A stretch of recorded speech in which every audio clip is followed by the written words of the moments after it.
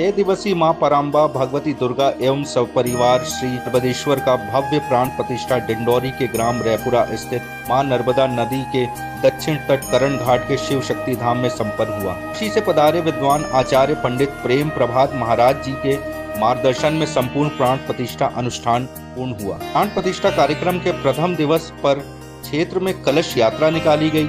6 दिवसीय प्राण प्रतिष्ठा कार्यक्रम के दौरान आचार्य पंडित प्रेम प्रभात महाराज जी के द्वारा प्रतिदिन संगीत में देवी भागवत एवं श्री महापुराण का प्रवचन किया गया।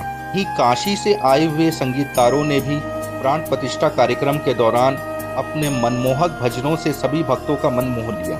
प्राण प्रतिष्ठा के पूर्व संध्या पर मां पराम्बा भगवती दुर्गा का नगर भ्रमण कार्यक्रम रहा, जिसमें देवी माता ने रैपुरा ग्राम के सभी मोहल्लों का भ्रमण कर भक्तों को आशीर्वाद दिया। प्राण प्रतिष्ठा के दौरान किन्नर समाज ने भी शिव शक्ति धाम में अपनी उपस्थिति दर्ज कराई और विधि विधान से पूजन अर्चन किया।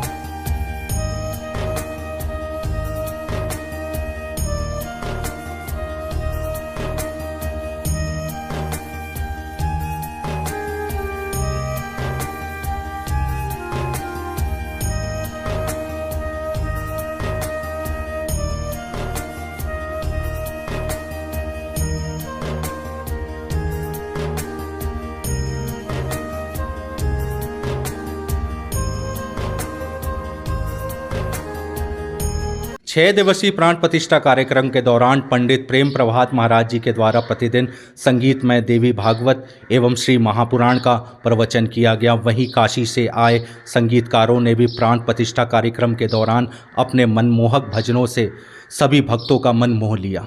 एमपी न्यूज लाइव से चर्चा के दौरान काशी के गंगा तट से नर्मदा नगरी डिंडौरी पधारे आचार्य पंडित प्रेम प्रभात महाराज जी ने सनातन धर्म के बारे में विस्तार से बातचीत की। सनातन धर्म में हमारे यहाँ भगवान को, जो भगवान का व्यापक रूप है, हरि व्यापक सर्वत्र समाना, जिस बात को गोस्वामी जी ने वर्णित किया, वो मूर्त रूप में भगवान के मंदिर में ही प्रतिष्ठित किए जाते हैं विग्रह के रूप में। और हम आस्थावान जो सनातन धर्मावलंबी लोग हैं, उनके दर्शन से जीवन को सुखमयता प्रदान कराते हैं। वस्तुतः संसार में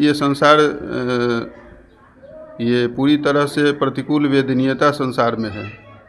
कहीं भी परिवार से लेकर के समाज के किसी भी रूप अंग में हम ये देखते हैं कि दुख ही दुख व्याप्त है। तो परम शांति की जो अनुभूति है वो हमारे अंशी जो ईश्वर हैं उन्हीं के सानिध्य में प्राप्त हो सकता है। संसार में प्राप्त है, क्योंकि संसार जो दुखालय ही है वो सुख कहाँ से देगा, आनंद की अनुभूति वहाँ नहीं हो सकती है।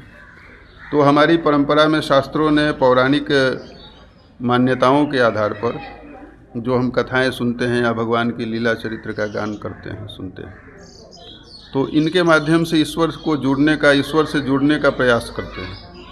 और मूर्त रूप में भगवान के, जब आप विचार करिए व्यवहारिक दृष्टि से, जब मंदिर में बैठते हैं तो मन को परम शांति की अनुभूति होती है। कुछ देर के लिए सांसारिक जो उलझने हैं वो समाप्त हो जाती है। ये अलग बात है कि बाहर जाने के बाद पुनः मनुष्य उसमें लीन हो जाता है, लेकिन परम शांति इसलिए वहाँ मंदिर में मिलती है कि वहाँ सकारात्मकता है और भगवान के सुंदर विग्रह को दर्शन का एक माध्यम बना करके, दर्शन का एक स्वरूप दे करके जो हम भगवान के सामने सन्मुख खड़े होते हैं तो उस समय मन को आत्यंतिक आह्लाद की अनुभूति होती है। और वो आह्लाद इसलिए होती है कि हम उनके स्वरूप को अपनी आँखों से देख पाते हैं। निर्गुण रूप भगवान का सर्वत्र है, लेकिन उस निर्गुण रूप की जो उपासना है, जो निर्गुण रूप का जो आनंद है, वो सबको सहज नहीं है। भगवान के, अब हम किसी का ध्यान तब करेंगे जब उसके मूर्ति का, उनके स्वरूप का हमें बोध होगा।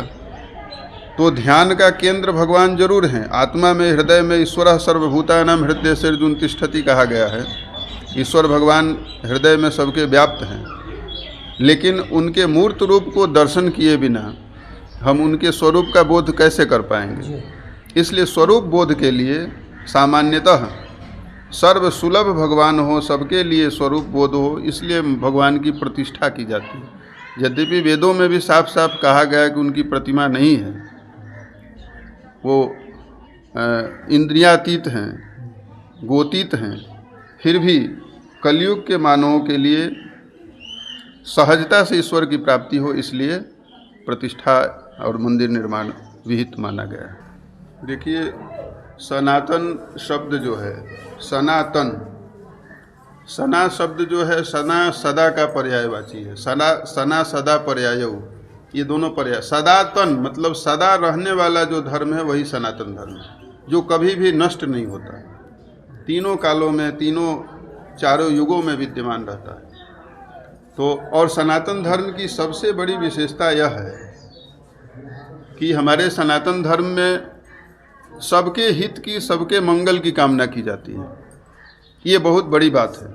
सर्वे भवन्तु सुखिनः सर्वे सन्तु निरामयाः कहते हैं।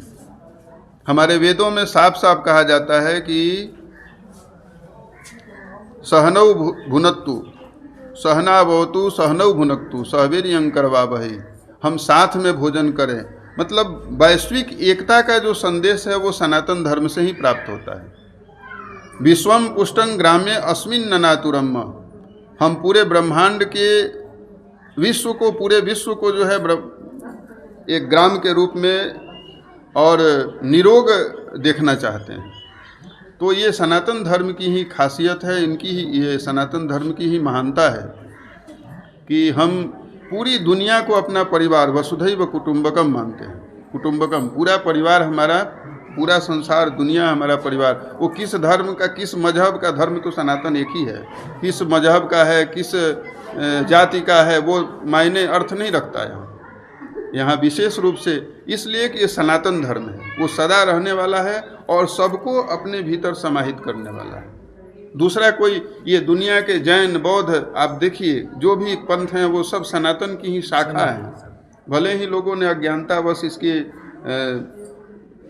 इसकी व्याख्या को बदल दिया है, चाहे जो भी परिभाषा बदल दी है, लेकिन देखा जाए तो जैन धर्म है तो ऋषभदेव, जो श्रीमद् भागवत के 5वें स्कंद में वर्णन आता है, ऋषभदेव से शुरू होता है और महावीर पर जाके विश्राम लेता है। तो कहीं ना कहीं से सारे मजहब, जितने पंथ हैं, वो सब सनातन धर्म के हैं। तो हम यही कहेंगे कि सनातन धर्म वही है जो सबको धारण करने वाला है। दुनिया के संपूर्ण समाज की जितनी विधाएं हैं, जितने स्वरूप हैं, जितने अस्तित्व का एक व्यापक स्वरूप है, वो सब सनातन में समाहित है। देखिए, माता नर्मदा तो प्रत्यक्ष देवी हैं। हम तो काशी में गंगा तट पे रहते हैं, लेकिन माता नर्मदा को मैंने पिछले गत वर्ष परिक्रमा भी की थी, तो ये अनुभूति प्राप्त हुई कि ये कलयुग में प्रत्यक्ष देवी हैं और इनकी अविरलता, निर्मलता अभी भी है, सुरक्षित है। लेकिन समाज का एक परम दायित्व है कि माता नर्मदा को मलिन करने से बचाया जाए। जहाँ भी अभी भी बहुत सारे नाले हैं जो जबलपुर से या कई जगहों से आकर के नर्मदा मैया में प्रवेश करते हैं, गंदगी प्रवेश करती है। अब जरा विचार करिए, जिनके कंकड़ में, एक एक कंकड़ में शंकर का वास है, ऐसे नर्मदा मैया को पवित्र रखना तो मानव मात्र का धर्म है, केवल सनातन धर्मियों का नहीं, केवल जो हिंदू या कोई कहे जाते हैं उनका नहीं, ये सबकी जीवनदायिनी है। इन्होंने कभी भेद नहीं रखा। उनके तट पर सबके खेत हैं, सबको हरियाली मिलती है, सबको अन्न की प्राप्ति होती है, सबको सुखद जीवन प्राप्त हो रहा है। वो कोई भी हो, ब्राह्मण हो, क्षत्रिय, वैश्य हो, शूद्र हो, कोई भी हो, सबको एक आनंद की अनुभूति माँ नर्मदा कराने वाली है।